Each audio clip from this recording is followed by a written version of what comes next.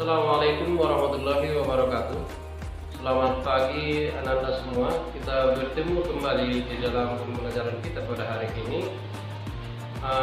Yang menjadi materi yang akan kita pelajari pada pagi hari ini adalah tentang perawatan jenazah.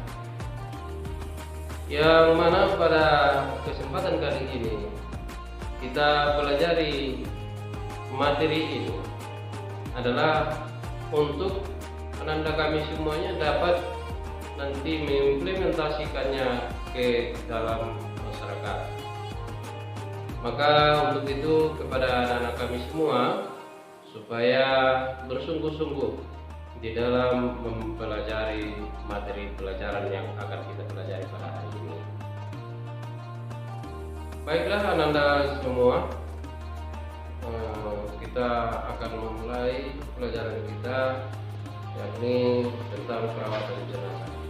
Adapun yang perlu kita pelajari di dalam perawatan jenazah ini, yang pertama bagaimana tata cara memandikan jenazah, kemudian yang kedua bagaimana tata cara mengafani jenazah, yang ketiga bagaimana tata cara menyolatkan jenazah, dan kemudian yang terakhir yang keempat bagaimana tata cara menguburkan jenazah.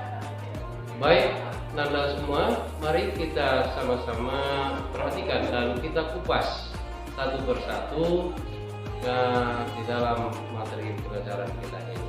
Yang pertama yakni tata cara memandikan jenazah. Adapun dalam hal memandikan jenazah ini perlu kita ketahui syarat-syarat wajib yang harus kita perhatikan. Adapun syarat wajib memandikan jenazah itu antara lain satu, jenazah atau mayat itu adalah orang Islam, bukan kafir. Kemudian yang kedua, didapati tubuhnya sekalipun hanya sebagian. Kemudian yang ketiga, jenazah tersebut bukan mati syahid. Setelah kita mengetahui apa syarat-syarat dalam memandikan jenazah, maka untuk berikutnya kita akan lihat siapa orang-orang yang berhak memandikan jenazah itu.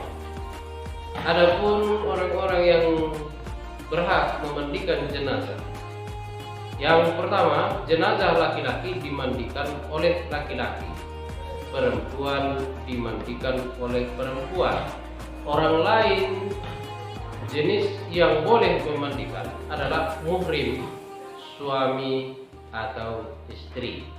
Kemudian yang kedua, yang lebih utama memandikan adalah keluarga dekat. Yang ketiga, orang yang memandikan jenazah apabila mendapati cacat tubuh jenazah tidak boleh menceritakan kepada orang lain. Yang keempat, apabila jenazah itu seorang suami sementara istri dan mahramnya ada semua, istri lebih berhak memandikan suaminya. Anda semuanya, setelah kita mengetahui siapa-siapa yang berhak memandikan jenazah itu, maka untuk selanjutnya, apa saja alat yang perlu kita persiapkan dalam memandikan jenazah. Adapun alat-alat yang diperlukan dalam pelaksanaan memandikan jenazah itu, yang pertama air bersih, kemudian yang kedua air sabun, dan yang ketiga air jarak. Setelah kita mengetahui apa saja alat yang diperlukan untuk memandikan jenazah, maka untuk selanjutnya bagaimana tata cara memandikan jenazah. Yang pertama berniat, kemudian yang kedua sedikitnya meratakan air ke seluruh tubuh jenazah sebanyak 3 kali atau lebih bila dipandang perlu. Kemudian yang ketiga, dalam memandikan jenazah diusahakan dengan bilangan ganjil. Siraman pertama dengan menggunakan sabun dan daun bidara.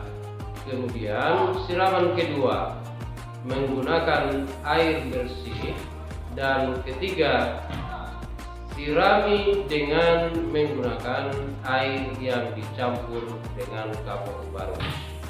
Yang keempat, letakkan jenazah pada tempat yang lebih tinggi dan tutup auratnya. Kemudian yang kelima, gunakan kain basahan untuk menutup auratnya. Yang keenam, berdoalah dan bacalah basmalah sebelum memandikan. Yang ketujuh, basuhlah anggota wudhu terlebih dahulu, baru bagian tubuh sebelah kanan, lalu yang sebelah kiri. Kemudian yang kedelapan, urutlah dan tekanlah perutnya agar kotorannya keluar dengan lembut, kemudian bersihkan. Yang kesembilan, basuhlah seluruh tubuh jenazah tersebut dengan air suci dan mensucikan. Inilah Nanda semuanya, setelah kita mempelajari bagaimana tata cara memandikan jenazah, maka untuk selanjutnya kita akan mempelajari bagaimana mengapani jenazah. Yang pertama, kainnya berwarna putih. Ini berdasarkan sabda Rasulullah SAW yang artinya, pakailah oleh kamu sekalian dengan kain yang putih, karena sesungguhnya sebaik-baik pakaian adalah yang putih, dan kafanilah jenazah dengan kain putih itu. Hadis riwayat Tirmizi. Kemudian yang kedua, kain kafan sekurang-kurangnya 1 lapis yang menutupi seluruh tubuh jenazah, tetapi disunnahkan untuk laki-laki 3 lapis dengan rincian 2 helai kain untuk baju dan sarung, dan 1 helai untuk membungkus seluruh tubuh. Bagi perempuan menggunakan 5 helai yang dipergunakan untuk baju, tutup kepala, kerudung atau cadar, dan 2 helai untuk membungkus seluruh tubuh jenazah. Adapun yang ketiga, apabila jenazah tersebut sedang melakukan haji atau umroh, maka tidak boleh diberi harum-haruman dan jangan pula diberi tutup kepala. Yang keempat, kain kafan hendaknya bersih, baik sifat maupun bahannya, dan tidak boleh berlebih-lebihan. Artinya kain yang berharga mahal. Selanjutnya, setelah kita selesai mengkafani jenazah, kemudian kita akan mensolatkan jenazah. Tapi perlu kita ketahui apa saja yang menjadi syarat untuk sholat jenazah. Syarat untuk sholat jenazah, yang pertama, suci dari hadas dan najis, menutup aurat, bersih badan, pakaian, dan tempat, serta menghadap kiblat. Yang kedua, jenazah sudah dalam keadaan dimandikan dan dikafani. Selanjutnya yang ketiga, letak jenazah di sebelah kiblat orang yang mensolati, kecuali sholat gaib atau sholat jenazah di atas kuburan. Selanjutnya, rukun sholat jenazah. Yang pertama, niat. Yang kedua, berdiri jika mampu. Yang ketiga, membaca surah Al-Fatihah sesudah takbir pertama. Yang keempat, membaca selawat Nabi sesudah takbir kedua. Yang kelima, mendoakan jenazah setelah takbir ketiga. Yang keenam, mendoakan yang ditinggalkan setelah takbir keempat. Kemudian yang terakhir, yang ketujuh, adalah salam. Baik, setelah kita selesai menyolatkan, maka sekarang kita akan menguburkan jenazah.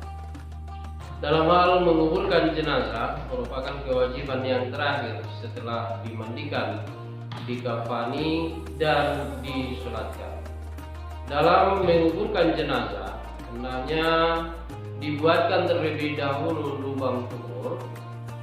Dalam membuatnya hendaknya diperhatikan kedalamannya, yaitu setinggi dada orang dewasa atau tidak sampai tercium bau busuk dan tidak dapat dikorek oleh binatang buas.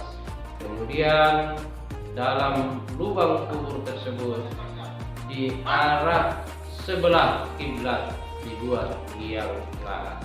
Ini berdasarkan sabda Rasulullah SAW yang artinya, buatkanlah olehmu lubang lahat untukku dan pasanglah di atasku batu bata sebagaimana dibuat pada kubur Rasulullah SAW. Hadis riwayat Imam Ahmad dan Imam Muslim.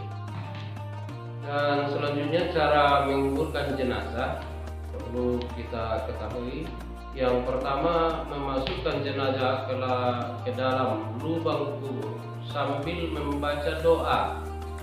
Doanya adalah Bismillah wa ala millati Rasulillah.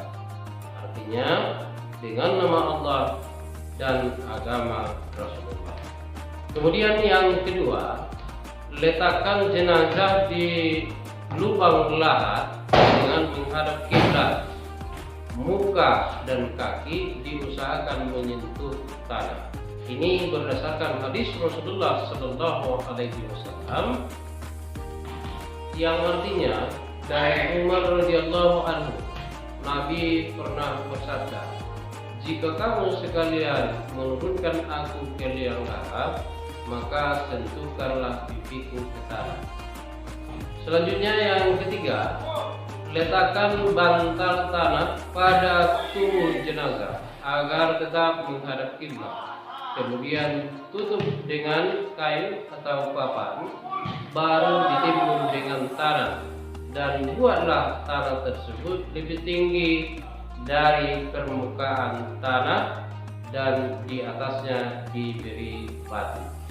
Selesainya fardu kifayah yang keempat ini, maka selesailah tahapan pembelajaran kita pada hari ini.